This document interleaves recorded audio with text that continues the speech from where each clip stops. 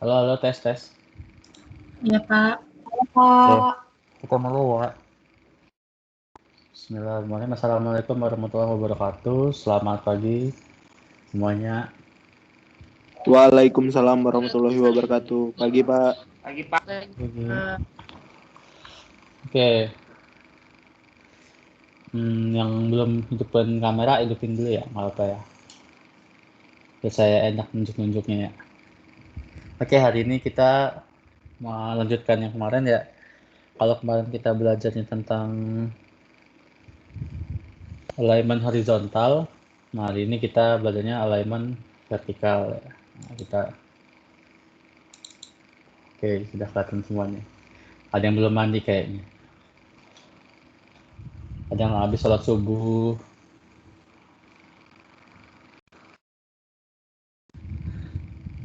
Oke. Udah kelihatan share screen-nya?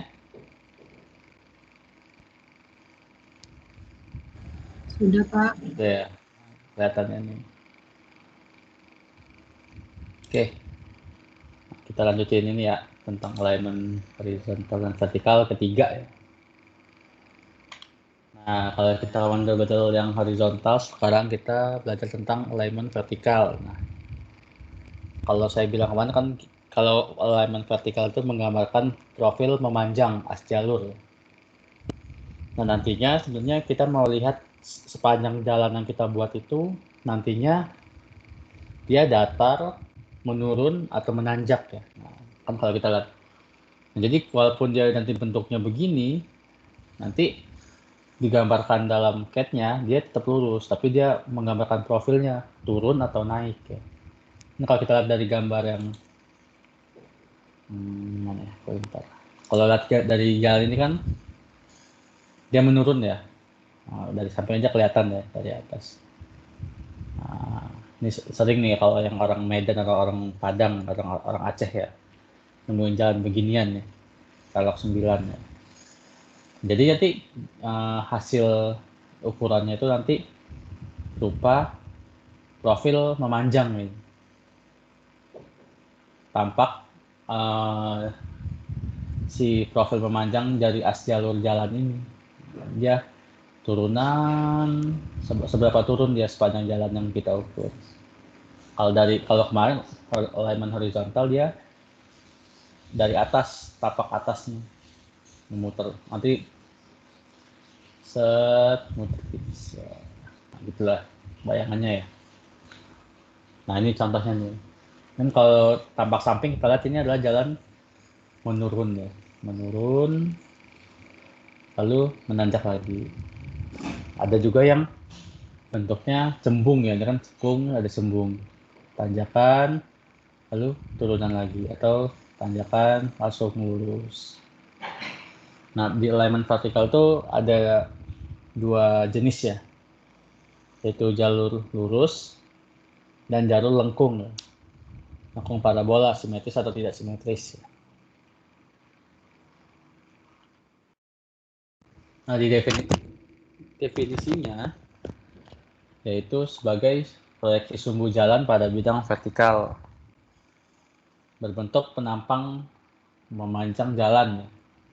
Nah, biasanya juga kita nyebutnya tuh penampang memanjang atau profil memanjang atau profil jalan ya. Nanti kalau kerja dengan orang sipil biasanya mereka nyebutnya nggak alignment vertikal, nyebutnya profil memanjang atau profil jalan. Nah, tujuannya sebenarnya adanya alignment vertikal ini adalah untuk menentukan elevasi atau tinggi titik jalan. Lalu yang kedua peralihan antara kedua kelandaian atau grade. Lalu untuk membuat lengkung vertikal yang simetris. Nah, ini, pokoknya tujuannya itu nanti agar nah perencanaan vertikal ini tujuannya dan harus mempertimbangkan yang pertama kondisi lapisan tanah dasar yang artinya kalau kita sering nyebutnya topografi ya. Jadi dilihat dulu topografinya, kira-kira bagusnya dibuat datar atau dibuat menurun. Kan kalau kita merencanakan jalan misalkan di pegunungan, yang saya bilang kemarin, kalau kita mau potong gunungnya bisa aja, tapi kan tidak efisien. Nah, makanya dibuat lengkungan. Nah, berarti kalau dari puncak mau turun, sebenarnya bisa langsung turun aja, tapi nggak aman kan. Jadi, makanya dibikin memutarin si gunung. Terus yang kedua, tinggi muka air banjir, tinggi muka air tanah, tujuannya untuk agar si jalan itu kalau hujan atau kalau sungainya meluap tidak membuat banjir di jalan ya. Jadi banjirnya itu tidak menggenang lah. Airnya tidak menggenang. Dan fungsi jalan ya. Sesuai fungsi jalannya juga, jalan nasional, provinsi, atau hanya jalan setapak ya. Beda-beda fungsinya ya. Kelandaian dan keadaan medan. Dan tentunya dibuatnya engineering jalan itu dibuat untuk alasan keselamatan ya tetap ya. Jadi kenapa bisa aja sebenarnya kayak jalan ini contohnya ya, bisa aja dibikin seperti ini ya, lurus gini. Tapi kalau nanti si mobilnya kenceng, wah dia lompat ya, set sini, baru ke sini. Tapi kalau dibuat lengkung cembung seperti ini, dia mau kebut misalkan dengan kecepatan 70 km per jam ya, dia masih bisa aman berkendara di sini. Nah, itu nanti ada desainnya dan fungsi jalan ya. Kalau jalan tol ya, kalau jalannya patah gini ya udah terbang mobilnya. Tapi kalau dia dari samping terlihat seperti vertikal cembung ini, maka dengan kecepatan misalkan maksimalnya 150, dia masih aman untuk berkendara ya. Begitu juga cekung nih. Kalau dia terlalu kebut, turunan langsung lurus, bisa kecelakaan juga ya. Mungkin kebayang sendiri lah bagaimana kalau sering nonton film tentang balap-balapan ya. Nah, ini sebenarnya pekerjaan kita tuh ada di perencanaannya ya. Perencanaan jalannya ya. Makanya saya bilang dari awal juga bahwa kita ya sangat dibutuhkan tenaganya dalam merencanakan suatu pembangunan jalan ya. Jalan, bangunan, jembatan, bangunan air. Karena kita bisa mengukur dan mengevaluasi suatu koordinat ya dan elevasi secara teliti ya. Nah, ini ada contoh gambar deh. Nah, ada rencana jalan ini nih yang garis hitam yang tegas garisnya ya. Nah, sedangkan saat diukur profil memanjangnya dia yang garis putus-putus. Ini adalah elevasi saat sebelum jalan itu ada ya. Nah, begini ternyata elevasinya. Nah, direncanakan jalannya turun. Sebenarnya bisa kan dibuat gini ya, lurus lalu turun, atau dibuat langsung dari sini mau ke sini langsung aja tarik set langsung turunan satu kan. Tapi kan akan ada pekerjaan cut and fill yang sangat besar ya. Pekerjaan cut and fill-nya nanti dia harus ngefill banyak nih segini nih. Nah, segini harus di-fill. Di sini harus di-cut. Nah, kan pekerjaan cut and fill tuh kalau di sipil tuh kalau bisa seminimal mungkin agar menekan budget ya. Sebenarnya bisa aja. Potong dan timbun. Tapi biasanya agar meminimalisir pekerjaan dan waktu juga ya pasti akan cut and fill kan pasti butuh waktu banyak juga untuk melakukan hal itu. Makanya dibuatlah rencana jalan sesuai dengan elevasi yang sudah ada. Nah, yang mendekati mana ya gini. Set, tanjakan lagi, turunan lagi. Nah, baru nih di sini keamanan jalannya nanti dibuat lengkung gini. Yang ini dibuat cembung.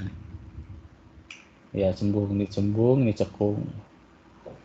Makanya perencanaan jalan pun ya mereka baru bisa dengan orang sipil, mungkin orang PWK juga baru bisa merencanakan. Kayaknya PWK nggak dapet deh. orang sipil lah ya, kita bilangnya.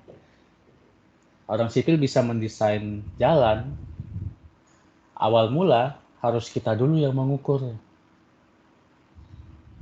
Baik itu alignment horizontal dan vertikalnya. Ya. Baru mereka bisa ngedesain. Nah itu ya, makanya inti penting kita tuh di situ, di dunia konstruksi ya.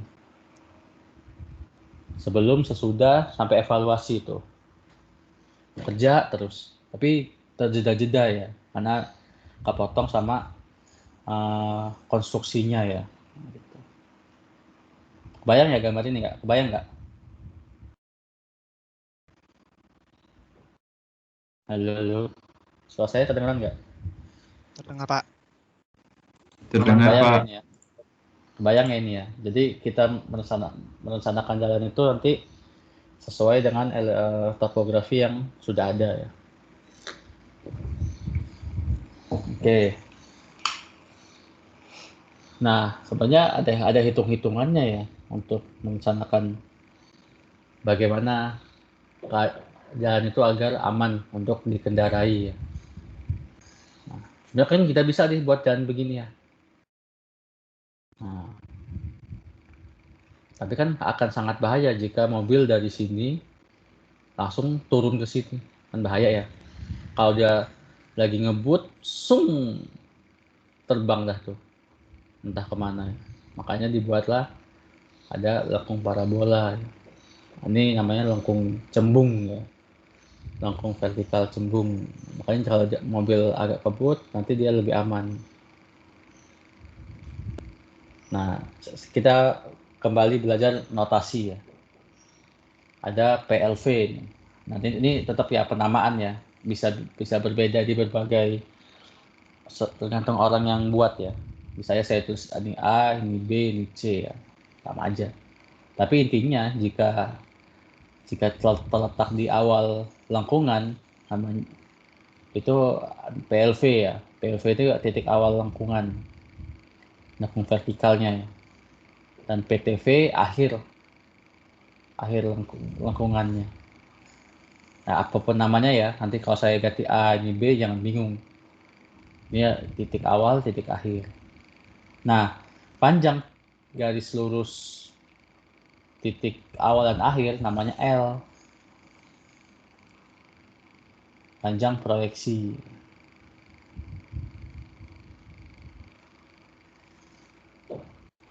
Lalu ada G1, G2. Nah, itu pelandaian bagian tangan sebelah kiri dan sebelah kanan. Sedangkan PPV ini adalah titik pertemuan dari dua tangan, dari dua garis lurus ya. Nah, di tengah ini. Kalau di alignment horizontal kayak PI ya. Kayak PI, tapi ini versi vertikalnya. Dan yang artinya ini nggak bakal bisa dipatok ya. Karena ini titik model ya. Kalau PI kan tampak atas ya, ini kan tampak samping ya. Masa titiknya melayang ya. Mataknya gimana? Matak di angin. Nggak bisa ya. Nah, G1 ini bentuknya persen ya, persentase kelandaian ya. Lalu ada A. Ini sudut ya, sudut kayak di delta C ya.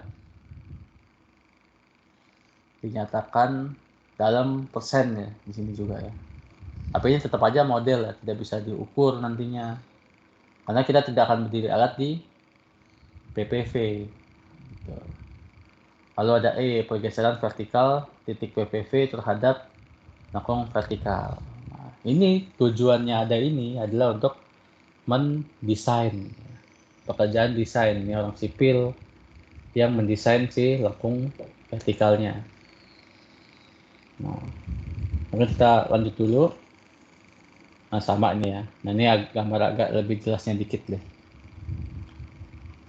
Ini PL kan beda ya notasinya ya. Ini PLV, ini PPV, ini PVI. Tapi sama aja ya. Ini awal mula lengkungan, akhir lengkungan. Dan untuk mengetahui ini, nanti kita akan melakukan pengukuran di setiap berapa meter ya, atau di setiap STA ya, atau station. Nanti akan saya kasih gambaran sedikit. Iya, balik lagi kalau mau nanya langsung ya, nggak apa-apa ya. Nah, kita lanjut dulu deh. Sambil biar agak enak membayangkannya ya. Ini sama ya bentuknya ya. Cuma saya kasih kenapa dibuat lengkung, cembung, dan cekung. Apa alasannya untuk menentukan berapa besar lengkungannya, berapa besar yang cekung dan cembung ya. Tujuannya lengkung vertikal cembung dibuat harusnya agar si pengendara ini anggaplah pengendara 1, ini 2 ya. Si lengkung itu harus mengakomodir si pengendara belakang harus bisa melihat pantat mobil kedua. Nah, jadi di awal titik cekung, kalau mobil 1 berada di awal titik si PLV, nah si mobil 2 di titik PLV ini harus bisa saling terlihat. Paham nggak nih maksudnya? Jadi kalau kita, ini bayanginnya ini ya, tanjakan lalu turunan ya. Bayangin jalannya ya. Ini tapak samping. Jadi kalau si mobil 1 lagi mau menanjak, pas di ujung awal cembung, dia harus bisa ngelihat mobil 2 di seberangnya. Di akhir cekungan. Nah, itu baru dikategorikan aman. Tapi kalau misalkan kayak 3D, nah, kalau misalkan si ini ya, nah PLV-nya di sini, terus si titik awalnya di sini, titik akhirnya di sini, berarti mobil kan ini ya, anggaplah mobil ya, mobil. Nah, dia nggak bisa melihat mobilnya karena kehalang ini. Kalau kita lihat garis lurus tuh gini dia. Berarti cekungannya harus set gini. Salah. Terus saya gambarnya. Nah, cekungannya harus begini, yang merah. Tujuannya agar si mobil belakang pandangannya bisa terlihat sampai ke mobil seberangnya saat melakukan tanjakan. Tujuannya itu ya, sebenarnya dibuatnya lengkung ini mengakomodir ini harusnya. Berarti dalam kasus ini harus dilakukan cut ya, Pak? Benar. Makanya nanti proses cut and fill tuh pasti dilakukan dalam mendesain, dalam melakukan pembuatan jalan ini nanti ya. Makanya nanti misalkan di jalannya nanti aslinya begini nih misalkan. Nah, nanjak semua terus turun. Nah, kita harus melakukan cut, atau kalau di sini misalnya jalannya begini. Berarti harus melakukan fill ya agar segini. Karena kalau kita ngikutin topografi begini kan terlalu cembung, terlalu cekung nantinya. Nah, makanya harus dilakukan cut and fill. Nah, ini deh. Saya jelasin dulu nih, LV itu jarak antara kedua titik singgung, titik awal lengkungan dan akhir ya. Nah, makanya LV ini nanti ada kategorinya sesuai bentuk lengkungannya, lengkung vertikalnya. Nah, kalau cembung, dia harus mengakomodir si mata pengendara harus melihat belakang si mobil seberangnya ya, itu ya. Kalau cekung, si lampu ini dalam keadaan malam ya, kalau pagi pasti kelihatan ya. Si lampu ini harus bisa melihat kaki si ban belakang mobil di seberangnya. Tujuannya sama ya. Jadi kalau misalkan nanti terlalu, kita lihat saja, terlalu cekung banget, kan nggak kelihatan tuh mobilnya ya. Ini awal, ini akhir misalkan. Ini gambarnya agak jelek ya. Susah kalau nggak di 80. Waduh, stupid ya. Nah ini akhirnya mobilnya. Kira-kira apa yang terjadi kalau dia kecepatannya misalkan 120 km per jam? Nah, kan dia nanti kebut naik. Nah ini nggak kelihatan, dia nggak tahu si dia ini lagi kebut apalagi lambat. Kalau kebut juga ya alhamdulillah kan masih bisa. Tapi kalau dia lambat, dia nggak akan punya waktu untuk melakukan pengereman, maka dia akan nabrak yang belakang kemungkinan. Tapi kalau dia, ini terlalu curam ya mungkin ya gambarnya. Kalau dia begini, lengkungannya, namun si dia ini mobilnya gini deh. Nah si mobil ini punya waktu buat melihat si mobil ini. Mobilnya gini ya. Jadi pas dia turunan,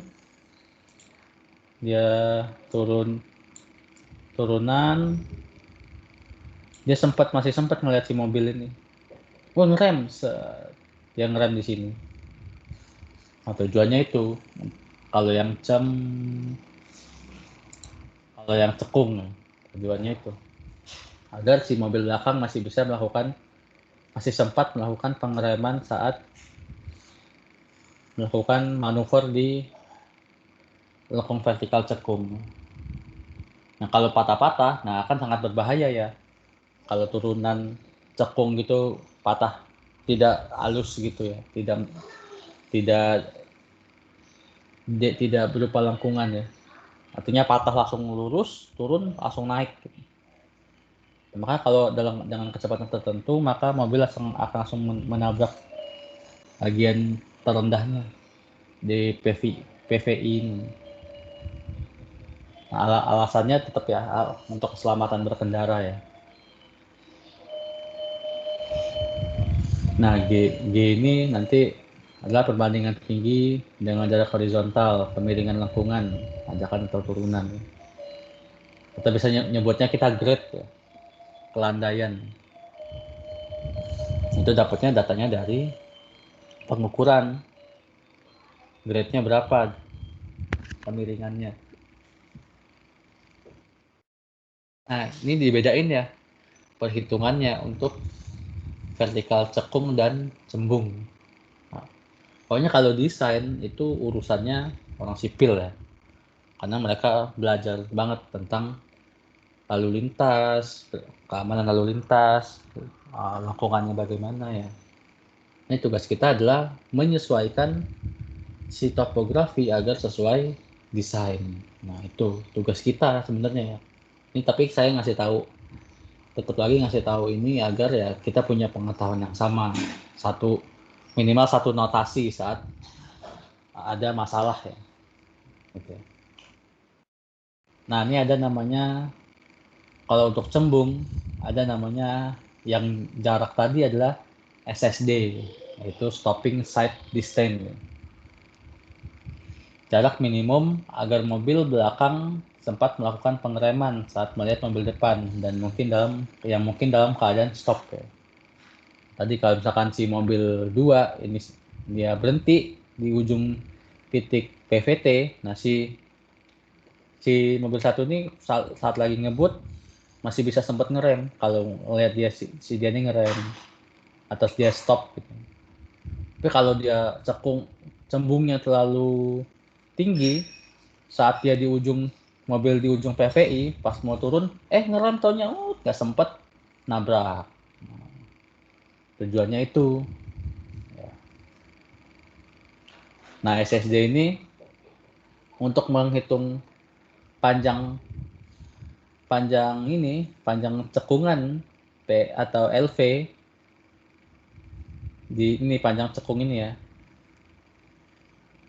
Panjang cekungannya ini ada rumusnya untuk SSD kurang dari LV dan untuk SSD lebih dari LV. Nah, beda ya. Dan dari mana Pak? Ininya Pak, untuk tahu SSD-nya berapa yang aman. Nah, itu sudah ada ininya nih. Sudah ada desainnya. Sudah ditentukan dari apanya. Geometric Design Highways and Street 2001. Nah, tapi kita balik dulu tuh. Nah, jadi sesuai SSD ini, stopping set distance itu ditentukan oleh desain jalan yang mau dibuat. Kalau jalan tol, nah itu bergantung pada kecepatan yang diinginkan. Jadi misalkan si jalan itu kecepatan 150 maksimum ya. Nah, maka kalau LV-nya ini nanti lebih panjang daripada SSD, maka pakai ini rumusnya untuk menentukan LV-nya. Ini tetap desain juga ya. Kalau lebih SSD-nya lebih besar ini.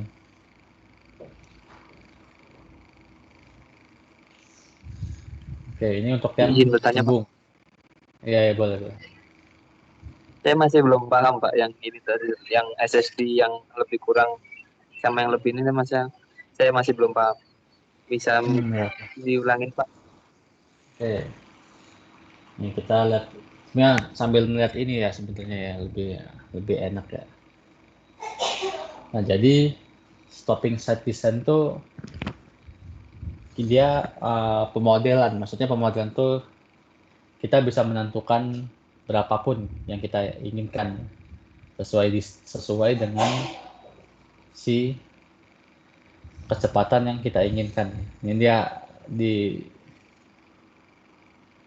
dari sumber yang saya dapatkan itu SSD ini panjang SSD ini bergantung pada desain kecepatan yang diinginkan. Ini maksimum 130 deh. Berarti kalau misalkan jalan tol, kita ambil contoh ya. Jalan tol itu biasanya maksimum sebenarnya 150 ya. Karena saya pernah bawa mobil di tol sampai 150 ya. Mungkin masih boleh ya. Tapi kalau nanti di Cembung ada turunan atau tanjakan, nah maksimum bolehnya itu hanya 130 ya. Kalau jalur lurus mah mau 200 Bu, biarin aja ya. Asal aman, asal jago yang bawa mobil ya. Tapi kalau turunan atau tanjakan maksimum 130 ya. Misalkan contoh, kita mau buat jalan dengan desain kecepatan maksimum 100 km per jam. Berarti SSD yang dibolehkan adalah 185 meter ya. Jadi SSD-nya tadi berapa? 185.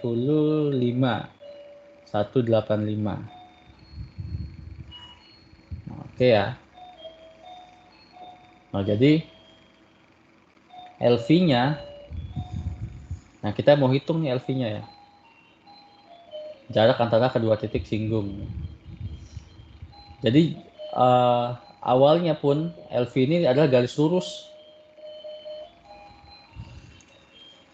Nah, harusnya ada LV aksen ya. Ini LV aksen harusnya. Jadi awalnya kan jarak garis lurus dulu nih. Garis lurus dulu ya. Ini saya salah ngasih notasi nih. Hanya agak bingung ya. Nah, ini garis lurus nih. Nanti ukurnya ya dari desain nih tetap ya. Dari topografi awal, ini titik awal lengkungan, ini titik akhir lengkungan. Diukur garis lurus. Oh, LV-nya segini. Nah, kira-kira LV-nya di atas 185 atau di bawah. Kalau LV-nya misalkan 170, nah berarti si SSD lebih besar daripada LV. Nah, untuk menentukan LV yang ini, jadi LV ini LV Accent ya. LV Accent itu garis lurus. LV biasa garis lurus, LV Accent nanti ini panjang lengkungan sih jalannya. Nah, gitu ya. Kebayang nggak? Jadi siapa yang ini harus saya tambahin. LV Accent. Ada Accent nggak sih? Halo. Tadi siapa nanya? Atta tadi Pak. Siapa? Atta Pak, Gastra. Oh, Gasra. Bayang nggak? Ini LV Accent ya. Ini gimana sih buatnya?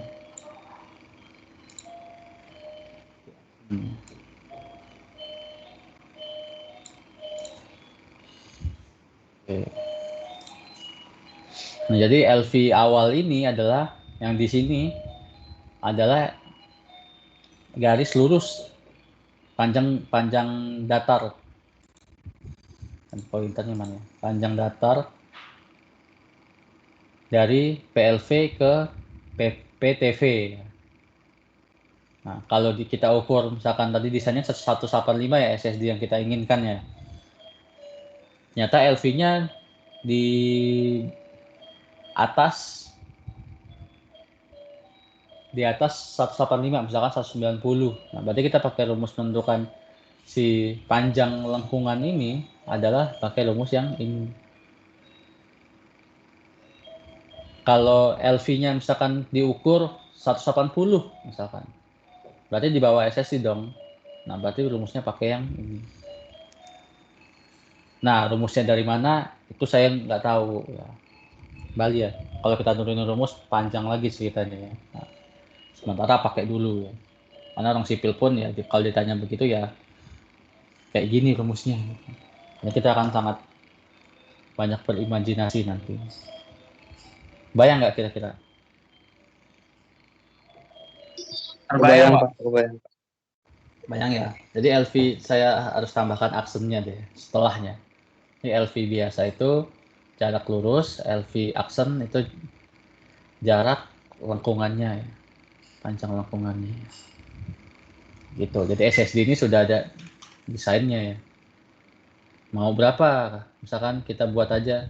Ini mah Bu, cuman buat sepeda doang. Paling sepeda 60 km per jam lah. Berarti 85 aja SSD-nya. 85. Baru ukur garis lurusnya. Kalau di bawah 85 pakai ini. Di bawah 85 pakai ini. Di batas 85 berarti pakai ini. Gitu. Ini untuk yang cembung. Ini cekung ya, aduh salah kan. Ini cekung ya. Ini tahun lalu nggak ada yang protes nih, tapi mereka nggak merhatiin. Slip cekung namanya. Nah kalau cekung ada SSD ya. SSD-nya light beam distance ya. Jadi si lampu depan mobil belakang harus bisa menyinarin si mobil belakang ya. Si bannya minimal bannya. Nah, tujuannya agar si mobil pas turunan, pas mau nanjak lagi masih bisa sempat ngerem ya. Nah, ini anggapannya malam ya. Lampu ya. Karena dia SSD-nya beda definisi, light beam distance. Kalau yang tadi malam dan pagi ya. Asal si pengendara ini masih bisa ngeliat pantat yang belakang itu masih aman berarti ya. Nah, ini anggapannya H2-nya adalah 0. Karena dianggapnya dianya pas akan aman kalau jika dia berhenti dan panjang LV-nya masih aman ya, panjang cekungannya. Gitu. Sama aja ya sebenarnya kalau untuk rumusnya ya. Ini aksen ya. Panjang garis lurusnya dulu, LV-nya, baru panjang si lengkungannya. Karena panjang garis lurus sama lengkungan pasti panjang yang mana coba? Kira-kira Lengkungan, Pak. Yang lengkung, Pak. Pasti. lengkung ya. Kalau lurus Iya, sama Pak. lengkung pasti panjang yang lengkung. Nah, gitu. Ya, Eh, makanya rumusnya akan beda nantinya. Oke, silakan. Pak Redo, berarti untuk dunia konstruksi sendiri, esensi dunia konstruksi sendiri yang baik dan benar itu sangat-sangat memperhatikan kenyamanan dan keselamatan pengguna konstruksi tersebut berarti ya, Pak? Iya, pasti. Harusnya. Makanya untuk saat ini kan yang sangat kalau kita perhatikan dari sisi orang awam aja lah, kita anggapnya kita orang awam lah. Dunia konstruksi di Indonesia kan masih pilih kasih. Maksudnya pilih kasih itu hanya jalan-jalan nasional saja yang bagus. Iya bener banget itu, Pak. Jadi kayak jalan tol, jalan lintas Sumatera, nah itu kalau kita lihat, wah ini jalannya nyaman nih, enak nih. Paling aspalnya yang hancur ya di beberapa titik. Tapi kalau untuk desain jalan, nah itu masih aman-aman aja ya. Mungkin yang kalau kita lihat jalan dari dari bypass ke Merak lah, ke Bakau. Nah paling ada beberapa titik yang tidak aman ya. Kayak tanjakan Tarahan, saya bilang kemarin juga ya, itu kan terlalu tinggi tanjakannya. Harusnya dibuat lebih landai. Terus ada tanjakan Superman namanya. Kalau kalau orang yang sering ke Bakau ada namanya tanjakan Superman. Itu tanjakannya tuh tajam banget sampai atas. Jadi ada beberapa mobil, truk itu nggak bisa nanjak pada akhirnya. Mereka dibuat jalur alternatif, harus muter untuk lewat jalan itu. Makanya ada jalan tol lebih aman sekarang. Nah, jalan tol itu sangat diperhatikan kenyamanan dan keamanannya. Dan jarang kalian lihat di jalan tol yang nanjak banget dan turun banget. Pasti dibuat datar. Karena ya agar semua mobil dengan kecepatan tinggi dan kecepatan rendah, yang artinya truk atau bus bermuatan yang banyak itu masih bisa aman untuk lewat. Sedangkan kalau jalan-jalan di jalan provinsi, jalan-jalan kabupaten, nah itu udah saya rasa tidak memperhatikan hal seperti ini ya. Jalan asal buat aja, penting jalannya kanan kirinya aman, aspal, udah. Orang nggak ada yang protes pasti ya. Makanya sebenarnya kalau ada orang LSM yang benar-benaran, kan mungkin kalian belum tahu ya LSM itu ya, lembaga swadaya masyarakat ya. Nanti itu tuh sebenarnya tuh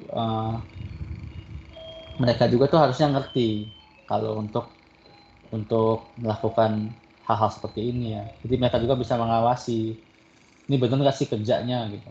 Nah tapi kan sekarang di keadaan di Indonesia kan LSM tuh cuma buat ngegangguin orang aja ya, ngegangguin pekerjaan kita sebagai engineer. Makanya harusnya, nah itu fungsinya juga pengawas ya. Makanya kita pun nanti bisa menjadi pengawas ya. Kita orang geodesi geomatika ya. Dan tentunya yang ngawasin beginian. Makanya karir orang geodesi di PU tuh ya ini. Nanti ngawasin si jalan yang dibuat atau bangunan jembatan yang dibuat itu sesuai standar atau enggak. Makanya saya tuh mimpinya tuh kalian nanti lulus tuh di bagian seperti ini, mengawasin atau terjun langsung ya untuk konstruksinya ya. Yang artinya nanti, wah ini grade-nya nggak pas, wah ini LV-nya nggak cocok sama desain, nggak sesuai SNI, nah, gitu-gitunya. Makanya diajarin beginian. Kalau untuk ngukur-ngukurnya tuh gampang, nanti di akhir kuliah ada. Karena siapapun anak SMK pun bisa melakukannya kalau pengukuran ya.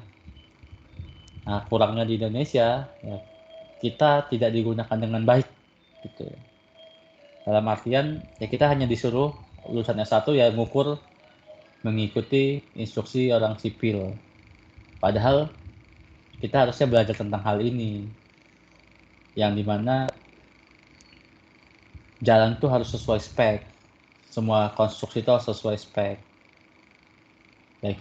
Baik itu bentukan konstruksinya maupun cara membuat konstruksinya ya. Nah, cara membuat konstruksinya tuh kita masuk di bagian itu. Kalau soal desain segala macam itu arsitektur mungkin ya, sipil, PWK ya. Kalau cara membuat konstruksinya ya kita termasuk di bagian itu. Kalau kita nanti pasti tergoda ya. Ini pengalaman teman-teman saya dan di berbagai universitas ya bahkan ya. Bukan hanya ITERA ya, ITERA, ITB, UGM, ITS. Nah itu adalah kong kali kong. Nah ini bagian dari pendidikan korupsi ya.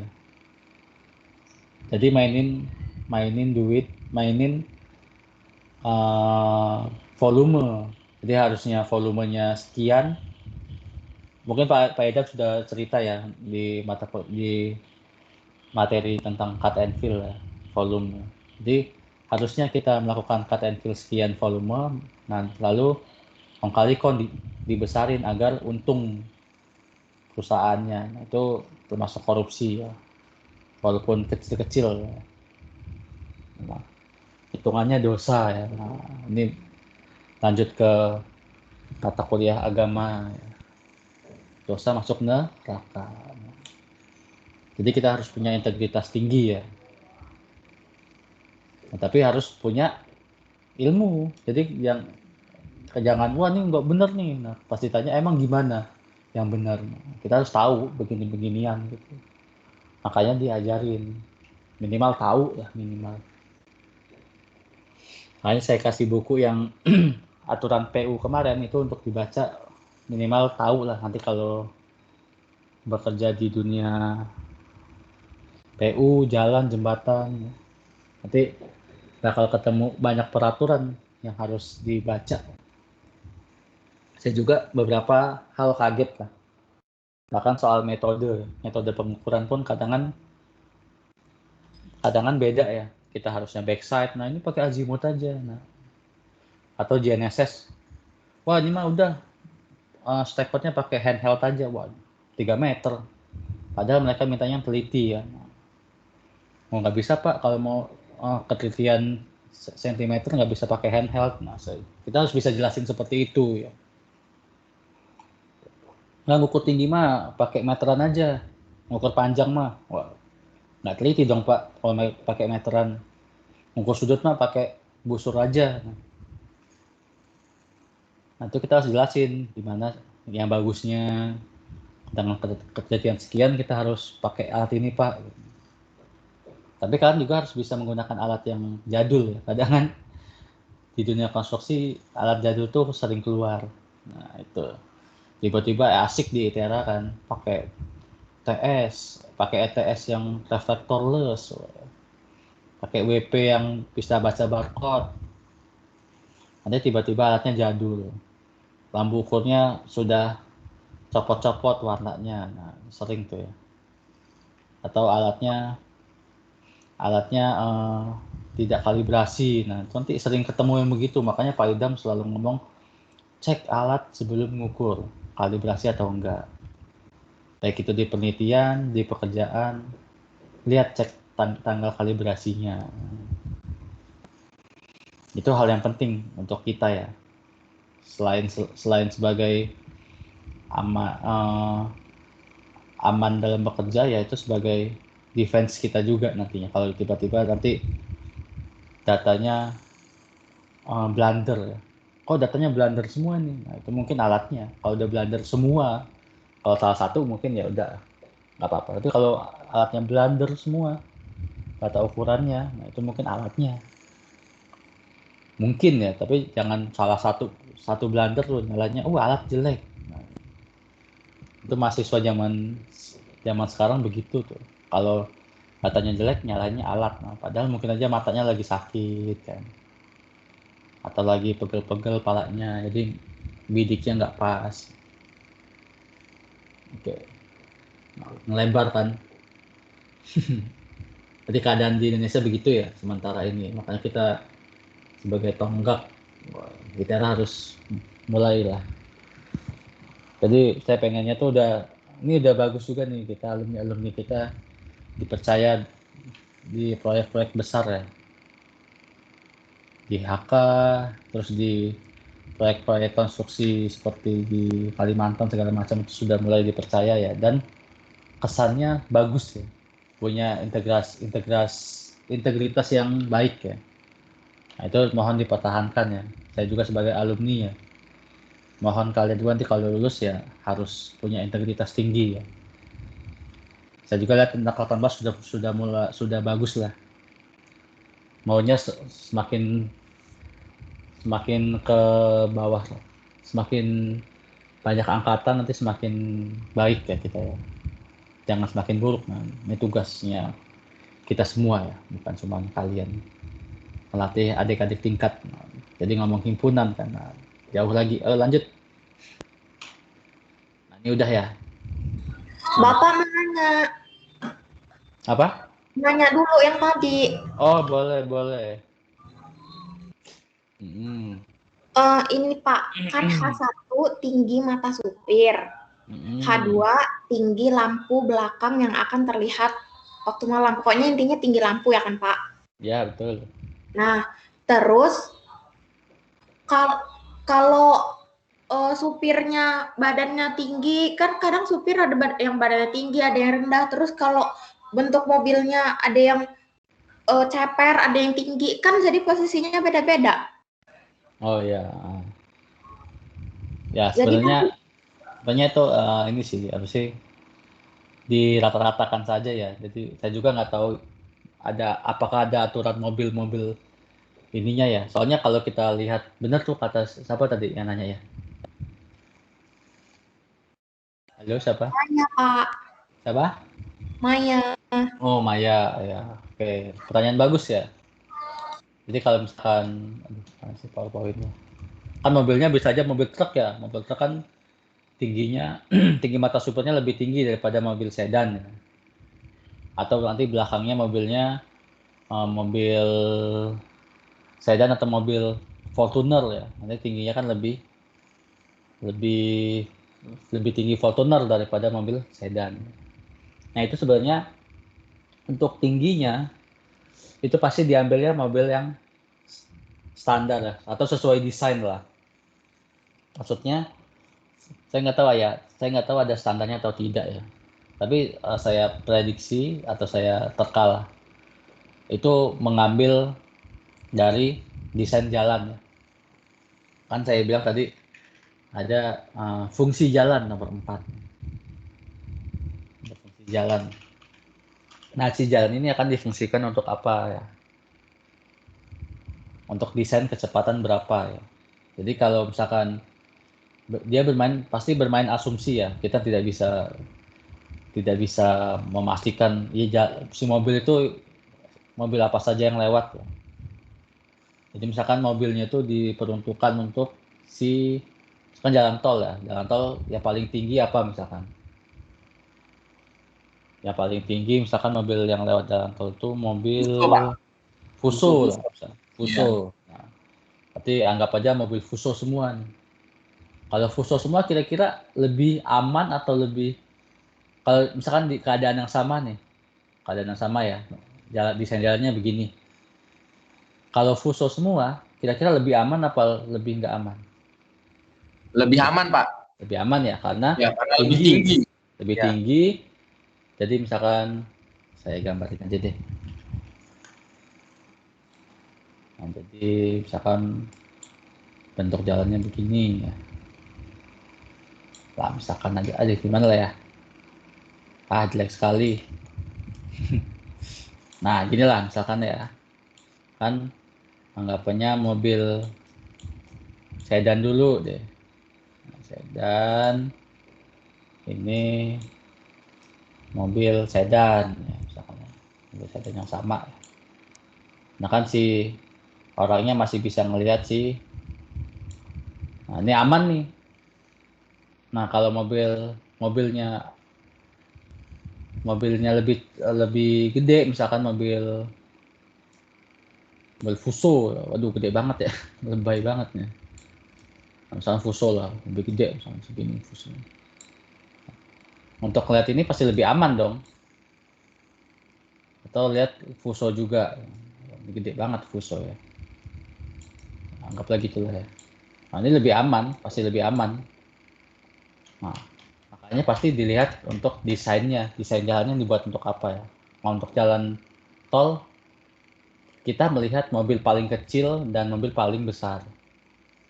Nah, kita anggapnya mobil yang lewat nih sedan. Paling kecil kan kayaknya sedan ya. Ada lebih kecil lagi nggak?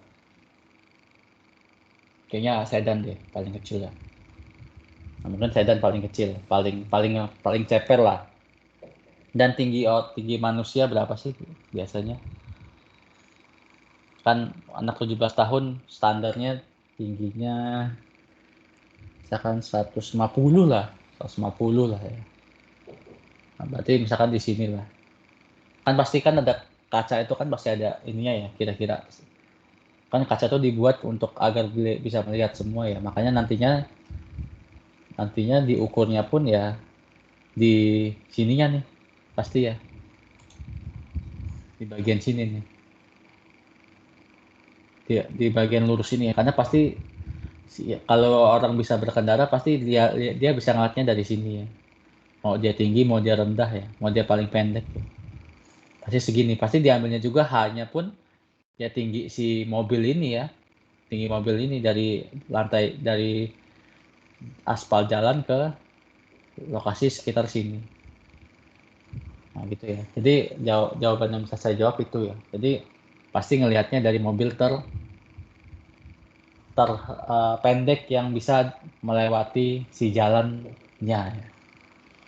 Dan jalan itu buat apa ya? Kalau jalan itu misalkan jalan setapak ya, jalan setapak pun kadang kan nggak butuh jalan ini deh, jalan desa deh.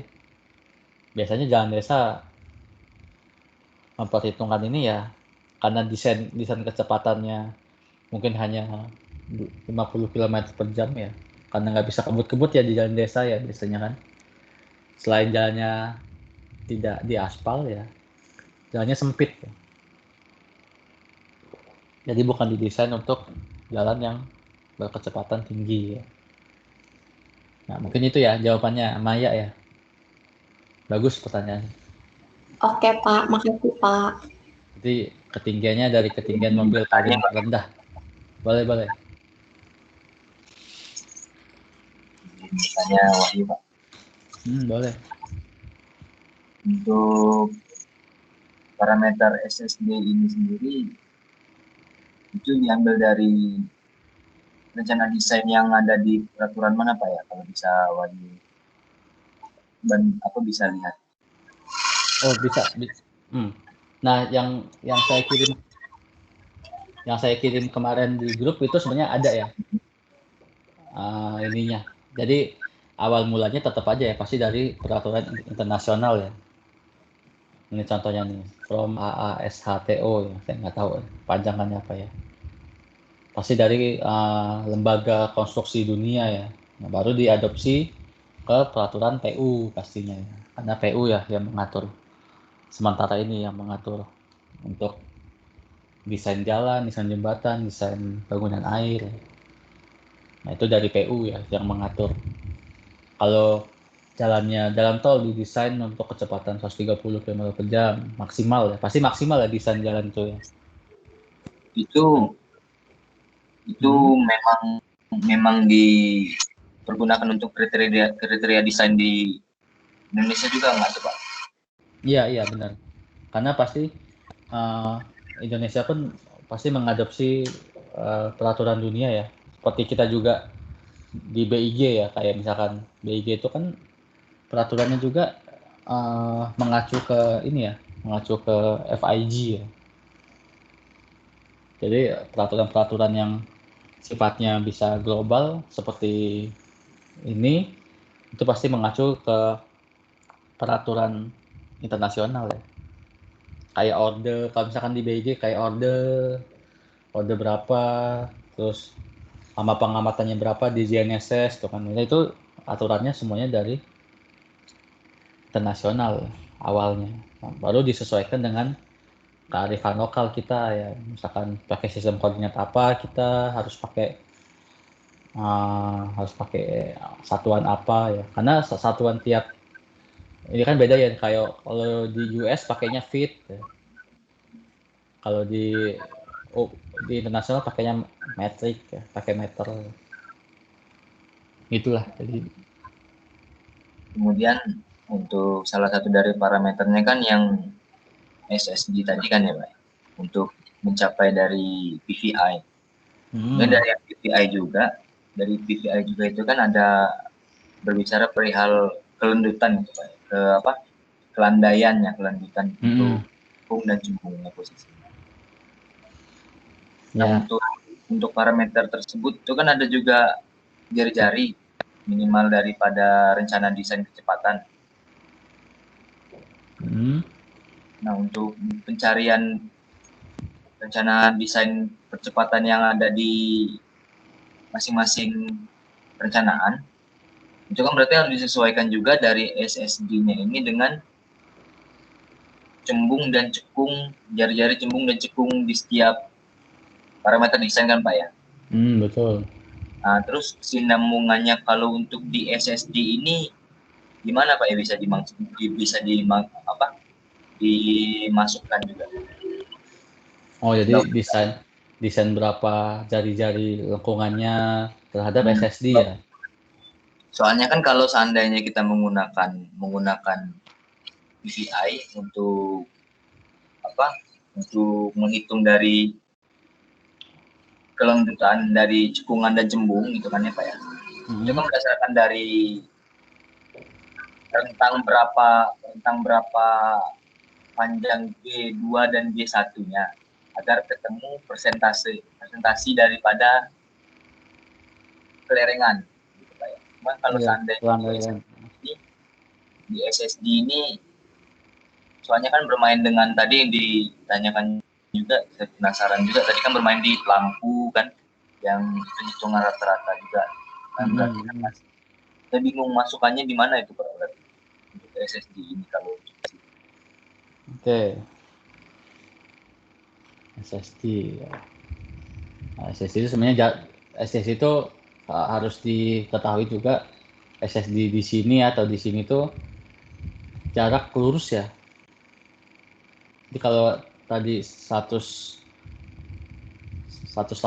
kita contohkan ya, itu panjang lurusnya nih dikira-kira ya. Maksudnya bukan dikira-kira juga, karena kita nggak bisa mengukur ini juga ya. Mulanya ya di mana ya. Jadi panjang kira-kiranya desainnya adalah 185 nih. Si dari kepala orang sampai ke lampu ya. Itu 185 ya. Nah, hubungannya sama si desain lengkungan ini adalah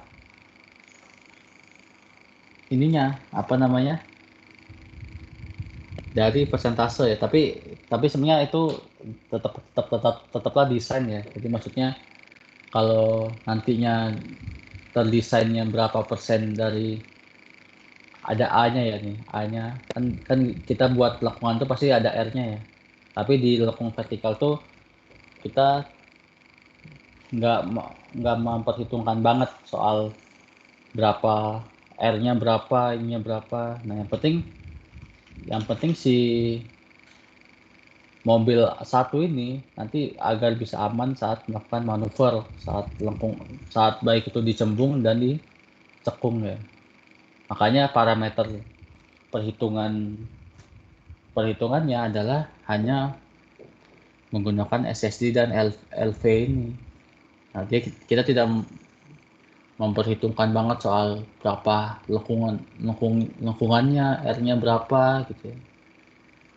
Makanya hanya dari SSD-nya saja, karena nanti pun kita pun harus melakukan pengukuran di sininya, di setiap STA ya, di setiap stasiun. Di setiap stasiun berapa elevasinya menyesuaikan dengan desainnya. Nah, tapi R-nya ini pasti sudah ditentukan dulu. Ada satuan, cuman saya nggak masukin ke slide ini. Jadi kalau SSD-nya sekian, R-nya berapa gitu untuk cekung dan cembung. Karena nanti SSD-nya pun ini saya hanya contoh ya, di ini SSD-nya kan stopping side distance ya, artinya hanya untuk vertikal cembung ya. Nah ini nanti kalau untuk cekung SSD like beam distance itu beda lagi desainnya. Nah, jadi ada perbedaan ya. Sini cuma saya tampilkan satu aja. Nanti ada banyak lagi. Ini yang cembung ya. Ya cembung, SSD yang cembung ya desainnya. Nanti yang cekung ada lagi kotak seperti ini gitu. Gitu mungkin jawabannya. Cuma memang dari saya masih belum ketemu untuk ke fungsi SSD-nya ini kalau untuk dimasukkan ke lengkungan itu tadi tuh Pak, untuk pelandaian kan, sebab kan memang perhitungannya juga perhitungan persen kan gitu ya. Untuk berapa persen dari persyaratan gitu, nah, dari ada itu juga ada aturannya kok di ya. Nanti mungkin saya highlight lagi deh saya kasih peraturannya di grup ya, mungkin nanti bisa baca-baca. Nah tapi sebenarnya itu tidak saya masukkan juga tujuannya ya karena kita tidak akan menghitung itu ya, menghitung desainnya ya. Nanti yang kita lakukan itu sebenarnya ini akan saya jelasin ya nanti ya setelah ini ya. Nah karena ini sebenarnya pun kita tidak punya bukan tidak punya wewenang ya, tidak punya apa sih namanya, tidak punya keahlian atau wewenang untuk melakukan desain jalan ya, karena kita lulusannya nanti sarjana geomatika ya, ST-nya ST geomatika ya. Kita tidak boleh mendesain ini ya. Membantu boleh, membantu mendesain ya. Saya selalu bilang begitu ya. Membantu desain boleh, merekomendasikan sesuai topografinya, harusnya dia cekung atau cembung atau bisa aja dibikin lurus ya. Itu kita bisa. Tapi kalau misalkan nah cembung nih, harusnya cembung, kita sudah merekomendasikan begitu, nanti yang menghitung sebenarnya orang sipil ya. Tapi kita harus tahu emang ya bener ya, kita harus tahu berapa, kita harus dapat sampai grade-nya berapa nanti saat pengukurannya, karena ini ngukurnya pun ini ya melintang nantinya ya, profil melintang setiap stasiun. Iya Pak, kita cross long. Itu juga soalnya kenapa saya bertanya ini, soalnya yang untuk di SSD ini kan memang lebih ke desain ya Pak ya. Iya betul, ke desain ya. Nah, makanya yang saya bertanya tadi untuk kecocokannya ke parameter yang cembung, cekung dan jari-jari daripada kelengkungannya itu soalnya yang dilakukan di pengukuran jalan tol itu untuk kita pengukuran itu kemarin saya dapat tugas itu kemarin tuh Pak. Jadi untuk cocokan ke SSD ini yang saya belum paham ini. Nah itu sampai bagaimana? Nah, ini boleh kamu cerita deh. Kalau yang untuk parameter dari cembung cekung itu tadi tuh didapat dari kriteria desain perencanaan kecepatannya Pak. Misal kecepatan dari 80 km itu dari untuk yang cembung persyaratannya dari jarinya minimal 4.000 meter. Terus kalau untuk ke cekung 3.500 sampai 3.000 sampai 3.500 misalnya. Kemudian juga untuk yang jarak GI ini dari mulai awal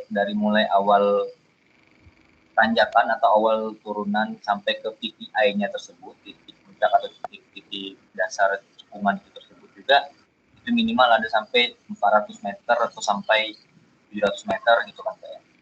Nah hitungan itu kan tergantung dengan elevasinya nanti. Elevasinya itu kita berbicara elevasinya itu nanti akan kita olah dengan kelerengan. Kalau kelerengan kan kita hitung dengan persen.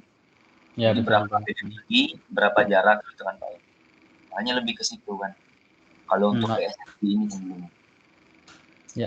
Ya benar itu. Jadi sebenarnya ada ya ininya aturan berapa persennya ya, berapa panjang jari-jarinya. Karena pun ya ini kan parabola ya, artinya ini lingkaran juga nantinya ya. Ada R juga yang harus dihitung ya. Tapi mungkin nggak saya masukkan di sini emang.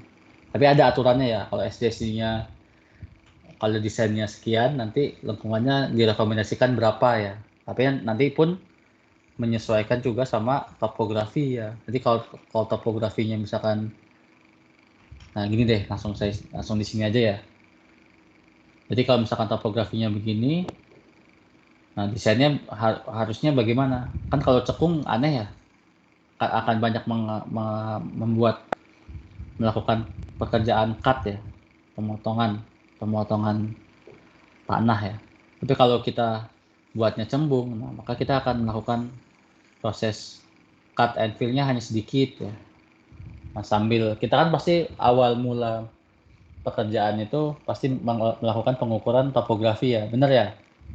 Pasti topografi dulu kan, titik detail semuanya, membuat kontur, tujuannya juga untuk mendapatkan si G ya, untuk mendapatkan tingkat kelerengan ya, untuk mendapatkan kelerengannya ya dari kontur ya, tinggal di build ya. Nah itu awal mula kita melakukan proses perencanaan desain ya. Nah titik VI ini pun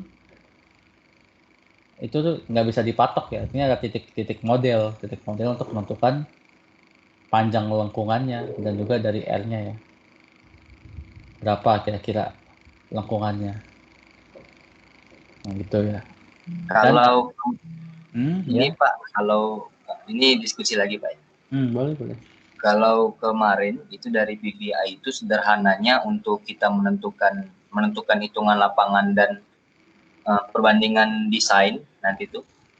Jadi dari yang awal PLP ini dan PTV ini kan ya, itu dirata-ratakan, jadi ditambah rata-ratakan, jadi seharusnya lurus kan itu kan ya, rata-ratakan ditambah bagi 2 jadinya PPI. Nah, kemudian jarak daripada selisih, maksudnya selisih daripada PPI dengan titik tengah rata-rata tadi itu tidak boleh dari 5%. Itu kalau tergantung daripada masing-masing titik kecepatannya juga. Kalau kemarin dari 80 kilo itu 5% kalau nggak salah, 3-5% kalau nggak salah kemarin. Ya. Emang ada aturannya ya, cuman nggak dimasukin. Nanti mungkin saya tambahin ya. Bagus ya, terima kasih ya atas informasinya ya.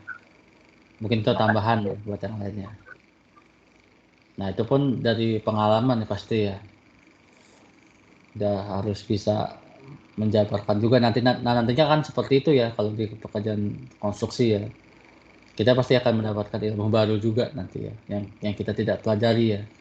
Karena kita tidak belajar sedetail itu ya untuk di geodesi, geomatika ya. Kita belajarnya tentang pengukurannya nantinya. Tapi kita emang harus tahu peraturan-peraturan yang diinginkan ya oleh pemangku kepentingan ya. Dalam hal ini kalau konstruksi jalan, jembatan, bangunan air itu PU ya. Pasti itu pun dari PU juga ya. Halo, tadi siapa tadi? Halo. Ya Pak. Ini siapa? Pak. Wahyu ya? Ya. Wahyu Rama, Wahyu siapa panjangannya? Wahyu Iksan Pak. Wahyu Iksan, oh ya. Wahyu Iksan 16 iya. Ya? Kemarin KP yang di tol. Ya pasti begitu ya nantinya ya. Pasti ada permintaan juga pasti dari PU-nya mau itu pun sesuai desain ya, mau berapa persen nanti grade-nya. Tapi awalnya pasti kita topografi dulu, profil memanjang, profil melintang ya. Pasti dari awalnya gitu. Karena awalnya ini desain ya yang hitam ya, rencana jalan. Nah, kita pasti melakukan pengukurannya untuk dapat ini nih, topografi existing ya, pekerjaan yang kita lakukan. Oh ternyata profil memanjangnya seperti ini topografinya. Baru nanti kita buat rencana jalannya ya, di as jalan. Nah, strike-out yang dilakukan pada arah sumbu vertikal ada 2 tahap ya. Pertama, hitungan tinggi titik pada permukaan sumbu, yang artinya topografi existing, lalu hitungan tinggi titik dan jarak dari sumbu sesuai bentuk rencana potongan melintang di sumbu stasiun tersebut. Ini kata-katanya agak bingung, akan saya jelaskan lebih ini lagi deh. Nah, kita itu awal mula kita melakukan pengukuran memanjang melintang untuk mendapatkan profil memanjang melintang. Nah, biasanya alat yang digunakan adalah water pass ya. Atau bisa juga pakai total station ya. Agar lebih cepat ya. Tapi biasanya kalau dunia konstruksi itu biasanya agar dapat, kalau ngomongin vertikal tetap bagusan pakai water pass ya. Cuman metode pengamatannya emang lebih lama ya daripada pakai TS. Nah, ini contoh nih. Ini beli alat water pass. Nah, ini kita ada namanya station ya, STA ya. Nanti akan mungkin kalau KP di situ, KP di jalan atau di dunia konstruksi bakal ketemu yang seperti itulah. Nah, biasanya kalau kalian lihat di jalan-jalan itu ada di pilok tuh, di pilok STA 00, STA 010 gitu. Nah, itu menandakan lantai kerja mereka, lantai kerja di jalan. Awal mulanya dari STA 00, setiap berapa meter ditandain. Ini 10 meter, 20 meter. Nah, biasanya itu pakai hitungan kasar ya. Pakai meteran biasanya. 10, oh segini 10-nya. Oh, ini 10. Mau dia per 5 meter, per 10 meter, per 25 atau per 50 biasanya paling maksimal. Tujuannya adalah untuk melakukan perhitungan volume. Kan kalau kita lihat volume, luas penampang di sini, luas penampang di sini, berapa rumusnya kan masih hafal ya? Nanti sama jarak ini. Lalu kita bisa dapat volume di sini. Nih, volume ini nih, kalau tampak sampingnya ya. Nah, gitu. Jadi setiap STA diukur profil memanjang sama profil melintangnya. Di setiap STA atau station. Nah, ini. Pertama, pengukuran dimulai dengan melakukan pengukuran profil memanjang melintang untuk mengetahui topografi tanah existing di setiap STA atau station. Nanti contohnya seperti ini lah, profil melintangnya ya. Kalau profil memanjangnya ya ini, profil memanjangnya. Nanti bentuknya seperti ini. Nah, ini STA 0, 10, 20, 30, 40, 50 sampai 100 misalkan. Contohnya. Ini rambu ukur ya. Nanti beri alatnya pasti di antara ini ya. Ini ada rambu lagi. Alatnya di tengah-tengah ya. Kalau mengukur beda tinggi ya. Nanti dapat nih topografinya. Topografi existing ya. Nah, baru nanti kita melakukan proses cut and fill. Kita pertama menghitung volume dulu. Kira-kira volume kita harus nge-fill berapa, harus nge-cut berapa. Ini cut ya. Di-cut sesuai dengan rencana jalan aspal ya. Yang mau diaspal atau rencana jalannya area sebelum diaspal ya. Itu tergantung juga permintaan dari si pemberi pekerjaan ya. Nah, proses cut and fill ini tujuannya adalah agar si tanah sesuai dengan desain alignment vertikal yang diinginkan. Nah, ini yang proses yang akan makan waktu ya mungkin ya. Nanti kalau kalian KP di dunia konstruksi ya, ini yang akan makan waktu ya, karena proses cut and fill-nya harus sesuai dengan desain. Misalkan di sini desainnya elevasinya di sini 90 ya. Nah, di sini elevasinya 87. Nah, berarti kira-kira harus nge-fill berapa? Nah, caranya adalah ya ini nanti diukur lagi. Harus fill-nya si lampu ukurnya harus nanti berdirinya harus setegak dengan elevasi ini nantinya. Tapi kita harus menghitung dulu volumenya, berapa kira-kira si orang sipilnya harus beli tanah untuk ditimbun, di fill. Begitu juga dengan cut ya, berapa kira-kira volumenya berapa. Nanti kalau misalkan cutnya besar, nah sisa tanahnya ini tinggal dimasukin ke sini. Nah itu hitung-hitungan orang sipil ya. Makanya mereka bisa untung dan rugi ya. Kadang-kadang dari situ ya. Kalau salah melakukan perhitungan volume, nah maka mungkin mereka bisa merugi. Tapi kalau tepat, nah mungkin bisa untung perhitungan volumenya. Nah, itu ya nanti pekerjaan untuk alignment vertikal ya. Nah untuk desain itu sebenarnya orang sipil ya yang mendesainnya. Kita hanya melakukan evaluasi mungkin. Gitu. Karena kita tidak mempelajari detail soal desain jalan ya. Kita belajarnya sedikit aja. Nanti belajar lebih detailnya ya kalau mau ambil mata kuliah di sipil, karena itu bahkan akan satu SKS sendiri ya. 3 SKS sendiri ya untuk belajar soal itu ya. Banyak aturan yang harus dipatuhi untuk melakukan desain jalan ya. Makanya kita nanti hanya bisa mengevaluasi saja. Karena pun kebanyakan pekerjaan di konstruksi pun ya sudah ada desainnya ya. Kita hanya melakukan pekerjaan sebelum dan sesudah desain. Sebelum desain tujuannya untuk melakukan pemetaan topografi, baru mereka desain. Setelah mereka desain, nih ukurin sesuai desain. Nah, gitu ya. Realitanya ya ini ya, saya menceritakan realita di lapangannya ya. Normalnya harusnya kita mengevaluasi saat melakukan desain juga. Walaupun kalau ditanya nanti pun desainnya udah sesuai belum ya, nggak tahu lah. Kan Bapak yang belajar tentang hal itu ke orang sipil. Pada akhirnya seperti itu ya. Tapi nanti di lapangan, mungkin Wahyu relate ya, yang KP-nya tentang ini ya, tentang jalan ya.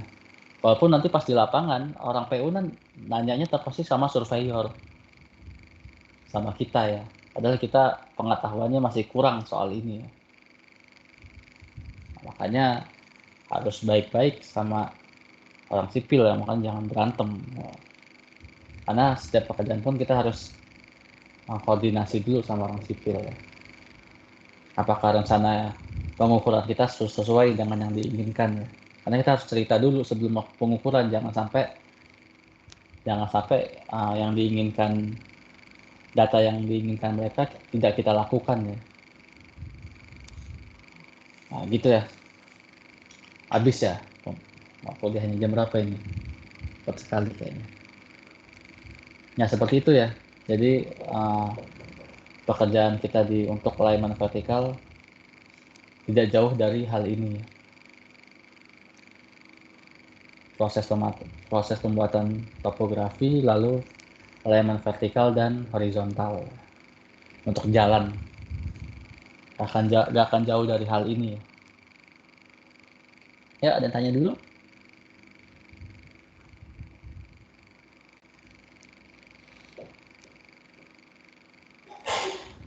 Halo. Firman sepertinya tadi raise hand, Mbak. Siapa tuh? Coba Firman. Ya boleh, yuk. Silakan yang raise hand.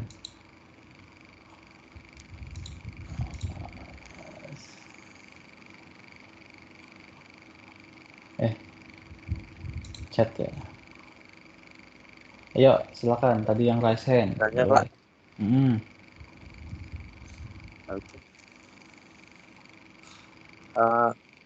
Untuk profil melintang itu apakah hanya digunakan untuk di posisi tikungan, Pak ya? Posisi melintang di tikungan enggak. Jadi profil melintang itu dilakukan setiap melintang ya. Melintang itu ini nih. Ini kebayang nggak gambarnya?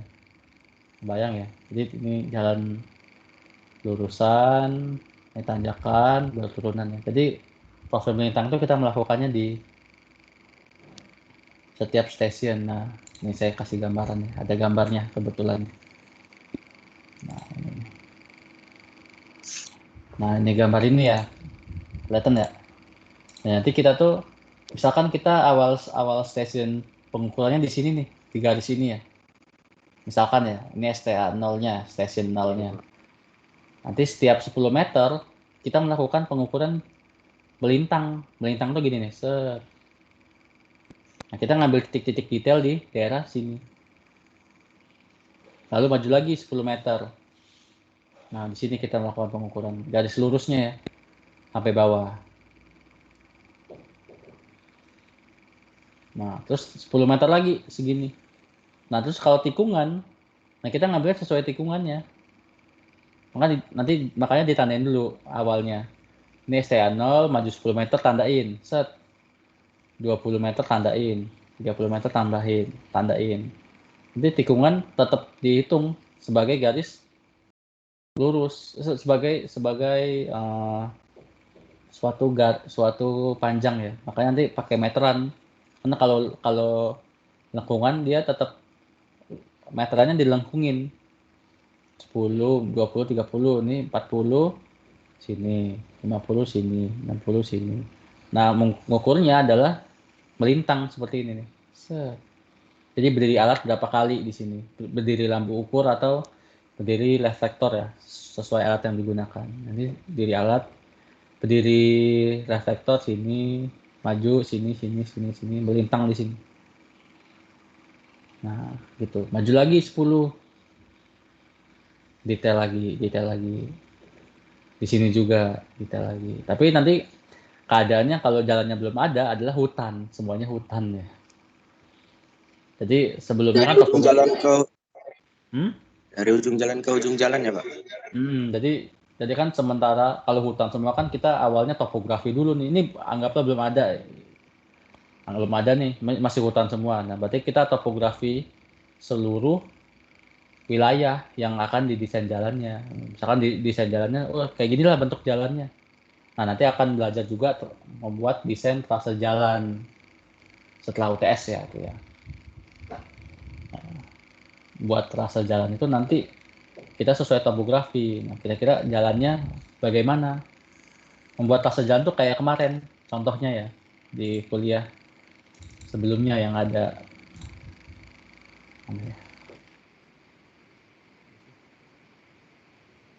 Oh, di sebelumnya lagi ya.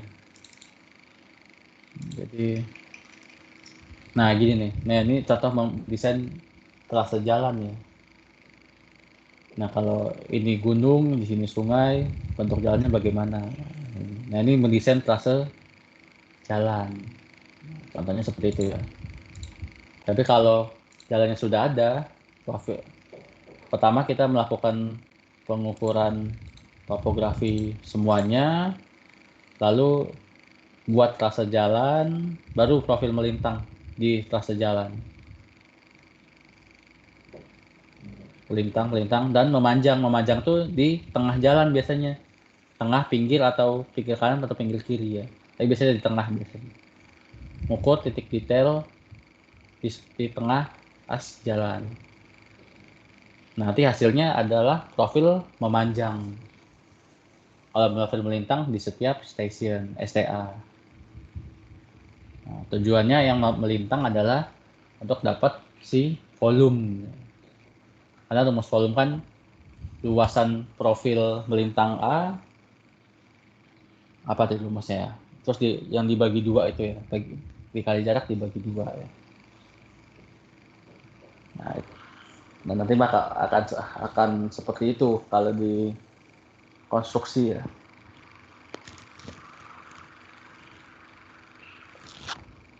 Oke, ada lagi? Ada jadwal vaksin ternyata hari ini. Ada lagi?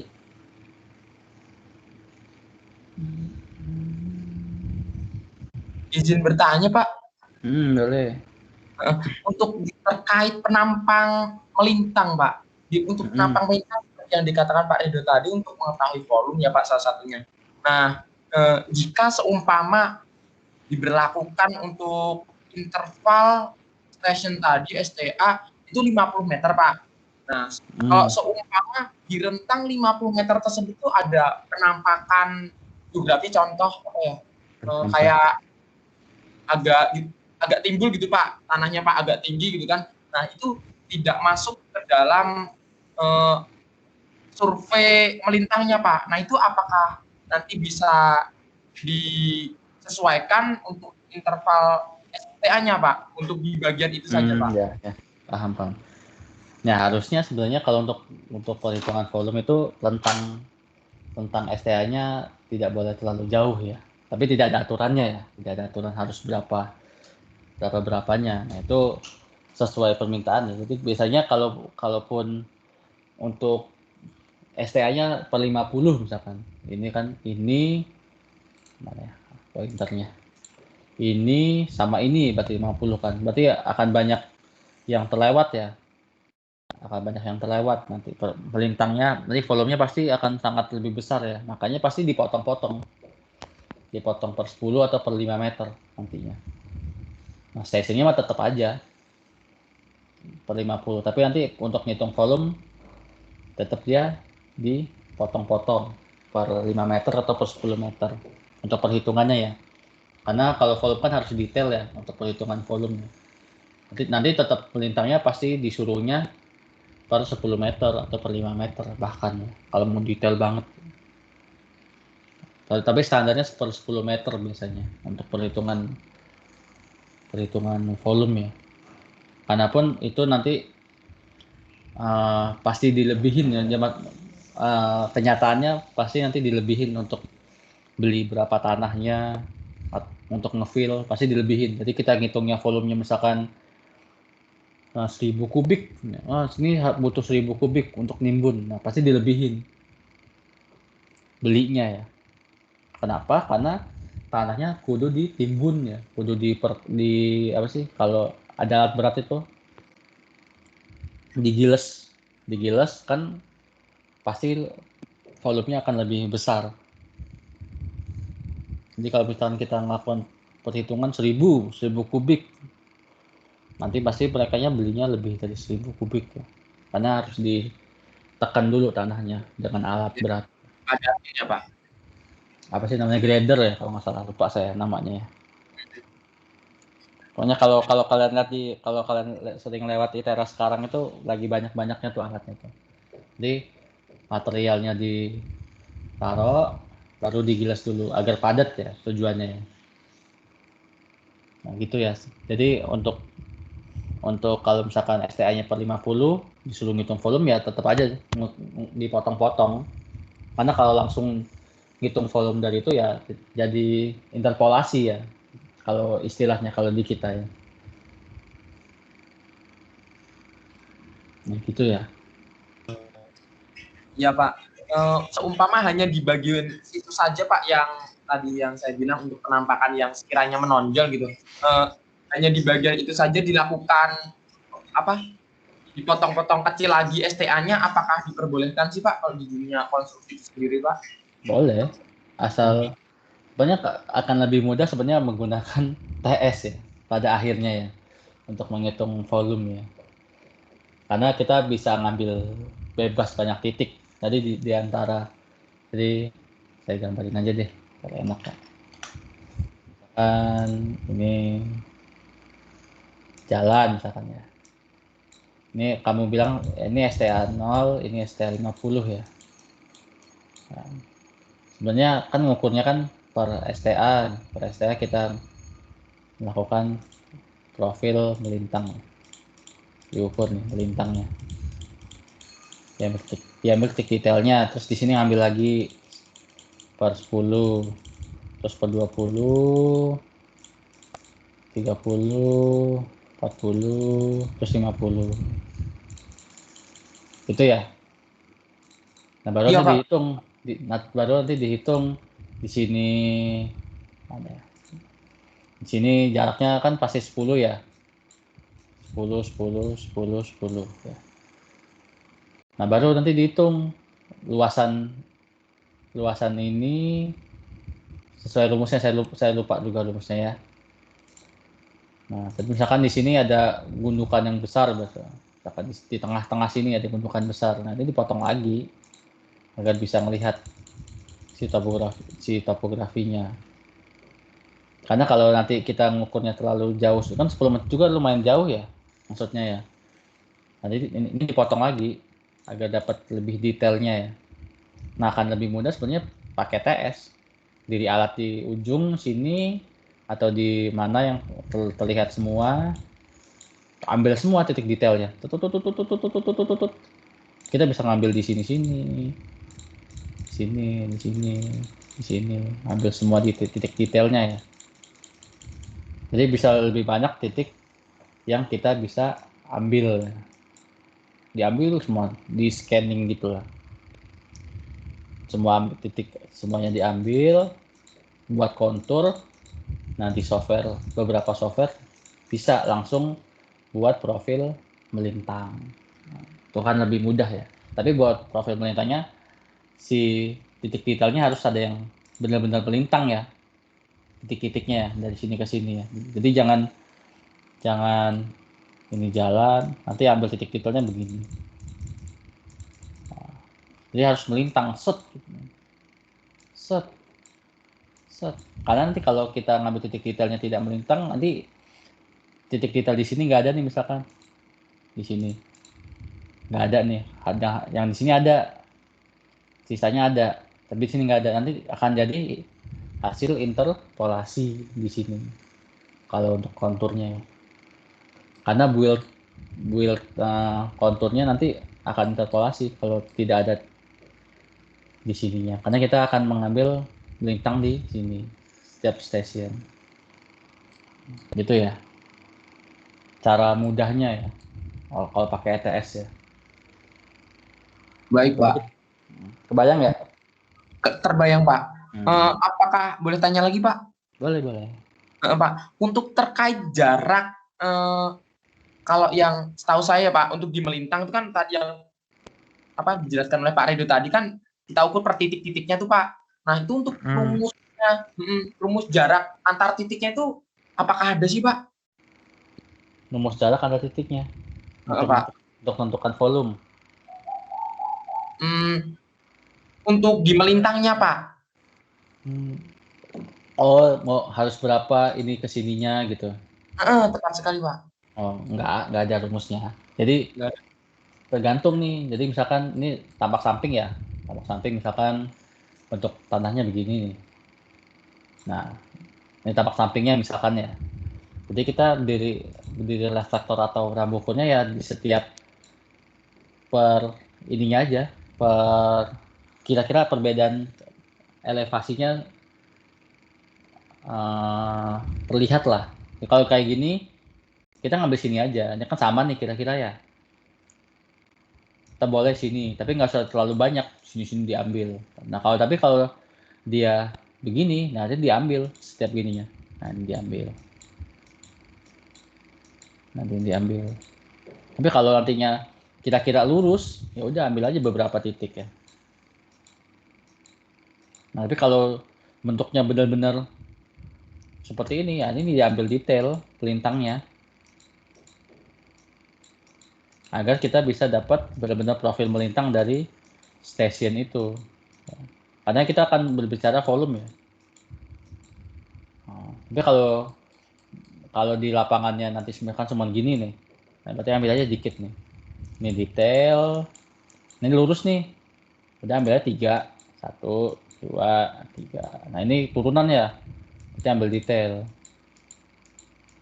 Tapi jarak antar ininya berapa, tidak perlu. Tidak ada aturannya. Itu ya. Oh, Pak. Berarti tergantung tingkat kerataan permukaan tanah gitu aja ya, Pak. Tapi kalau kita kira-kira datar tapi kayaknya agak miring dikit deh. Ambil lah dikit, tambahin lah. Gitu. Kan kita nggak bisa juga yang memprediksi ini naik atau turun ya. Tapi lebih detail lebih bagus ya, tetap ya. Tapi biasanya kan kalau nanti ngukur kan biasanya nanti mungkin si Wahyu udah tahu tuh kalau ngukur di jalan pasti berkilo-kilo ya STA-nya ya. Di 15 kilo, 10 kilo. Nah, kita harus ngukur 10 kilo tuh, sepanjang 10 kilo. Nah,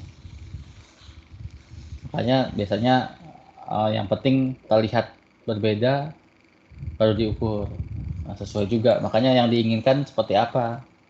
Kalau bentuknya kira-kira naik turun gini ya harus detail banget melintangnya. Tapi tidak ada aturannya tetap ya. Karena kita tujuannya untuk melihat ini. Nantinya kan new. Nantinya kan gini gambarannya. Untuk volume kan. Ini misalkan ya gini. Ini STA1, ini STA2. Nah, nanti kan kita mau lihat ini ya. Mau melihat volumenya ya, mau ngitung volumenya. Ini kebayang lah kira-kira ya. Nah, ini ada jarak ya. Jarak ini biasanya pasti per 10 atau per 5 ya. Jarak antar ininya. Nah, ini baru nanti dihitung. Ini luas 1, ini luas 2. Secara teorinya ya. Nah, ngitungnya pakai cara yang kemarin dijelaskan Pak Idam ya. Nah, ini kan biasanya pakai abu-abu aja deh. Set. Nah, gitu ya. Ini kan volume ya, karena nanti volumenya semakin rapat jaraknya, maka akan semakin bagus hasil hitungan volumenya ya. Kalau dia 50 meter kan pasti tengahnya interpolasi semua nih. Pasti ya, nanti bisa aja tengahnya nanti bentuknya begini misalkan. Kan beda lagi hitungannya ya. Itu kan maksud Iskandar tadi ya. Jadi kalau misalkan tengahnya nanti data-data raja nih, kan beda nih hitungannya. Atau nanti wah tinggi banget tengahnya. Nah, kan beda nih hitungan volumenya kalau kita tarik langsung sama kita potong-potong lagi. Jadi semakin pendek jaraknya, akan semakin bagus hasil hitungan volumenya. Gitulah bayangannya ya. Jadi kita juga harus pinter-pinter menempatkan diri juga. Jadi kalau misalkan orangnya jalannya data-data aja ya tidak usah sampai sedetail itu ya. Tapi kalau topografinya amburadul banget, desainnya mau lurus, nah kita harus detail banget untuk ngitung volume ini. Cara cepetnya yang tadi, ukur aja semuanya, langsung scanning pakai TS ya, biar cepet ya. Gitu. Oke, ada lagi? Saya kira cukup itu. Jam berapa ini? 7 masih sempet.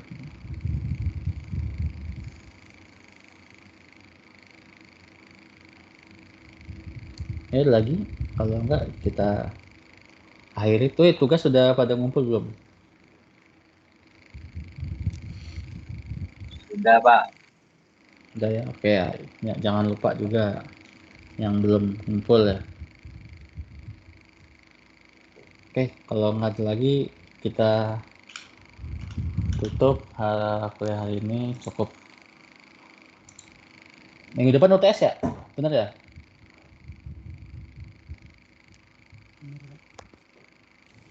Iya, Pak. Benar, Pak. Oke, UTS-nya open book ya?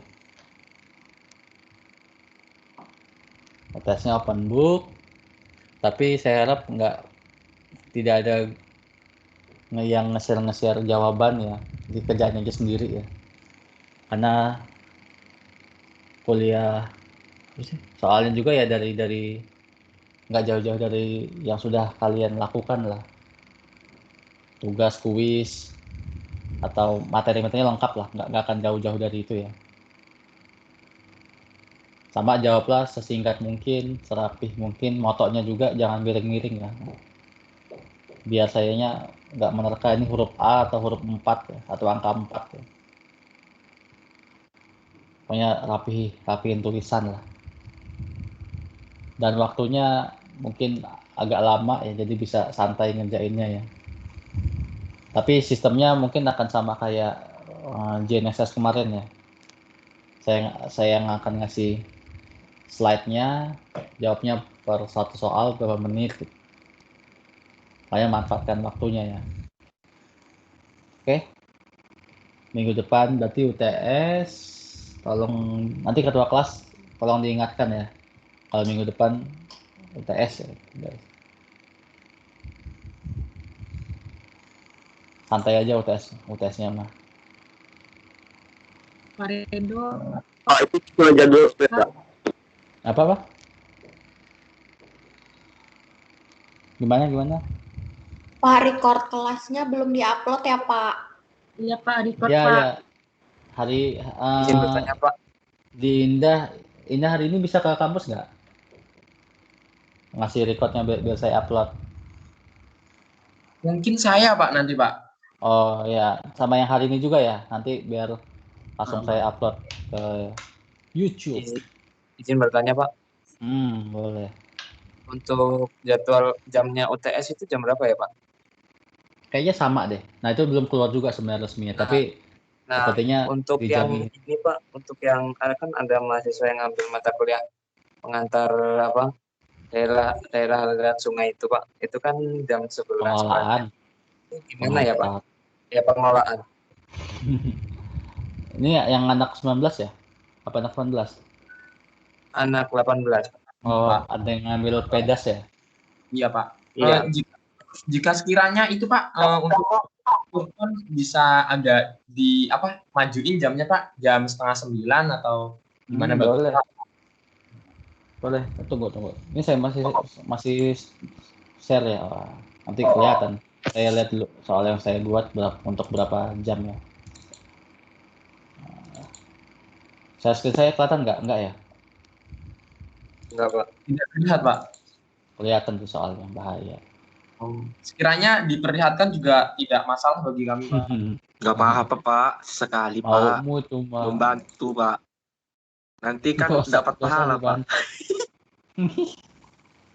Jawabnya aja. Paling kerupuk.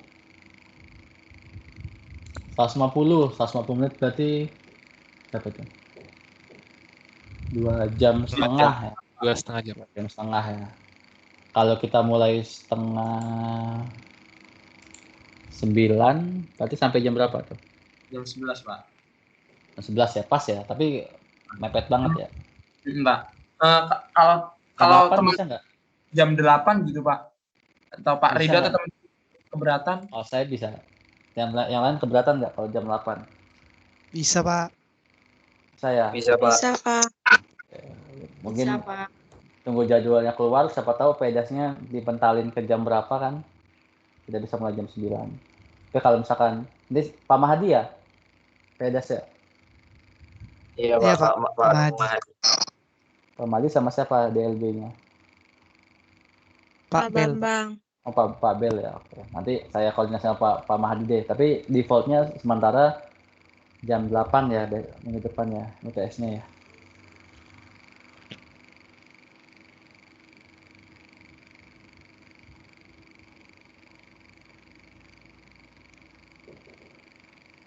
Terima kasih, Pak. Oke, kelasnya kita tutup. Wassalamualaikum warahmatullahi wabarakatuh. Selamat siang semuanya, selamat istirahat. Waalaikumsalam, Pak. Terima kasih, Bapak. Terima kasih, Bapak. Terima kasih Bapak. Terima kasih, Pak.